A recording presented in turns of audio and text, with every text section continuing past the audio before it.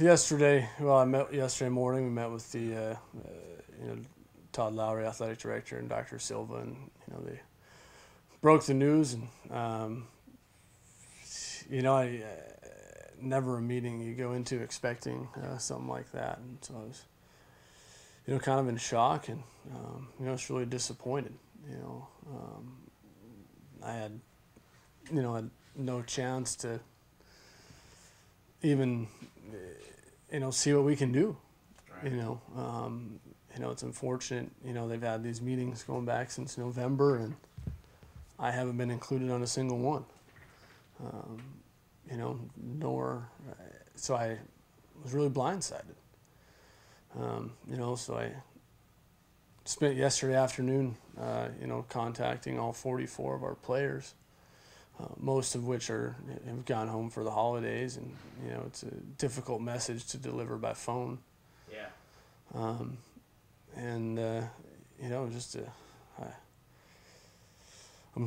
wore out. It's tough. It's very tough. I've been here the last 5 years, and have seen the program do a lot of great things, and I feel like it's our success has happened because of the quality of kids we've brought in, locally, around the state of Texas, from various parts of the country, Canada. We've got a great group of players, and with them and Coach Pope, my assistant, and just flat out hard work, I think we've built a pretty good program. So it's definitely very sad to know that things are coming to an end.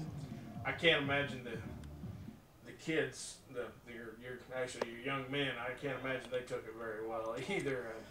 No, it blindsided them about as much as it blindsided you.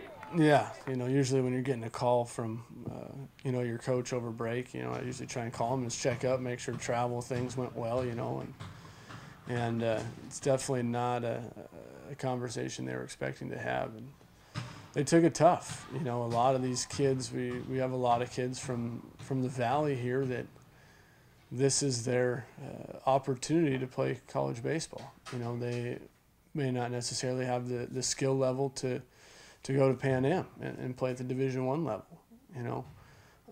We have a unique opportunity here to get a lot of kids in and breed talent from within, and give players and these kids, when they come here, time to mature and go through the rigors of putting the time and the effort, and their hard work gets them maximize their potential as a baseball player, and with that they're earning themselves a degree and hopefully putting themselves in a better situation to better their future families and provide more for their families than they were given. So that's the tough part. There's our university and our baseball program not only serves Brownsville, but to Harlingen, McAllen, La Jolla, Mission,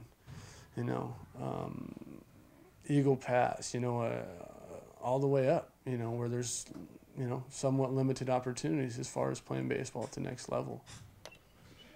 What happens now? I mean, obviously, you've got one more season, but you've also got, these kids, how many of them do you think are going to try and go somewhere else now? How many of them are going to try and play through one more season to try and, audition almost for more? How does it work from here on out? That's a good question. I have no idea, how, I contacted our players because I thought that was the right thing to do, to let them know the situation.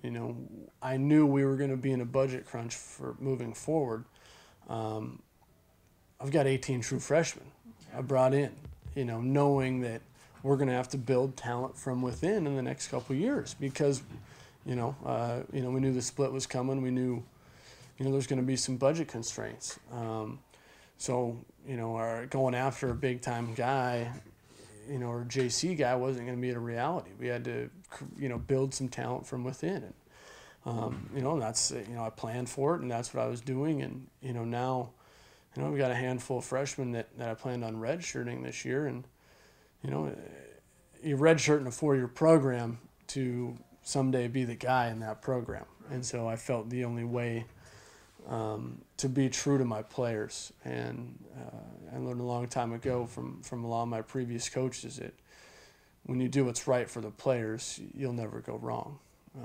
And so I, you know, try to do what's right for them and let them know, hey, this is a situation, and they, you know, some will probably stay home and you know, go to a school closer to home, you know, or you know, go to TSTC, or you know, somewhere that's less expensive. You know, we know that, you know, the university and university prices are more than the 2-year school, and you know, I hope that, you know, the guys that we had earmarked for our roster will come back. However, you know, I've got some very talented sophomores, and you know, juniors are probably in the toughest position, you know, as far as shoot. You know, I was, you know, close to finishing out my career, close to graduation.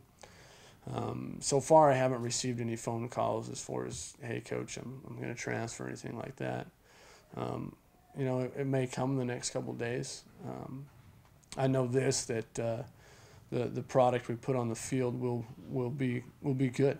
You know, we still have high expectations for ourselves and our program, and we'll play hard.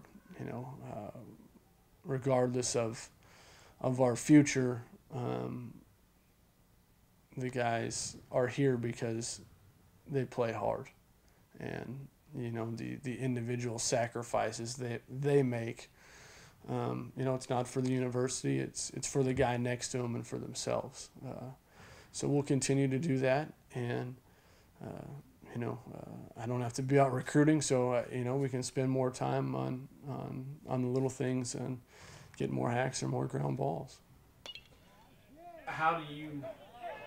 I mean, obviously, you just said, you know, do right by your kids and you'll never go wrong, but you have to do right by yourself too. What do you do for your career? What is it that, I mean, do you have to start looking now? Do you wait? What happens? You know, for myself, you know, it's tough. You know, I recently got married, and you know, it's no longer, you know, can I just pack up my suitcases and go?